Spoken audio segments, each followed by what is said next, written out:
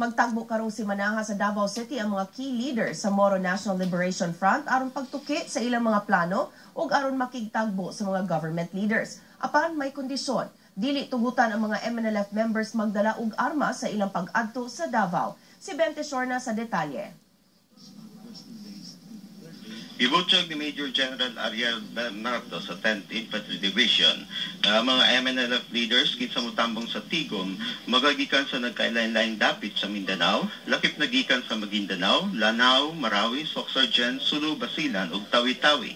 Giklaro ni Bernardo nga motambong ang tanang faction sa MNLF tungod sa tinguha nga mahisgutan ang final peace agreement sa MNLF. They know exactly what are those remaining unimplemented provisions in the final peace agreement. So they are pretty much aware of that.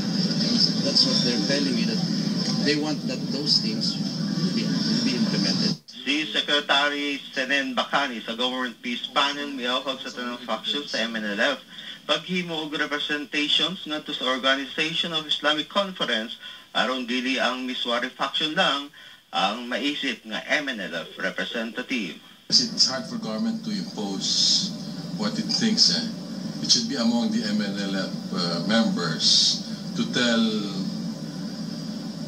the OIC whether Miswari still represents MNLF. Ang MNLF activity sa Davao adunay coordination tali sa Office of the Presidential Assistant on Peace Process ug sa military alang sa security purposes.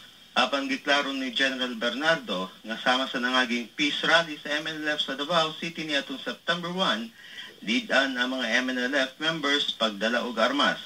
Wala pa magbutyag ang venue sa meeting nga gitakda karong Sabado ug Domingo. Sulod sa duha ka adlaw magtagbo ang mga MNLF leaders ug sa ikatulong adlaw ilang ikauban ang mga opisyales sa OPAP, MINDA ug sa militar. Dili hinong pamatino kung mutambong ba sa meeting si OPAP Secretary Teresita Deles. Bente Shorna, Solar News.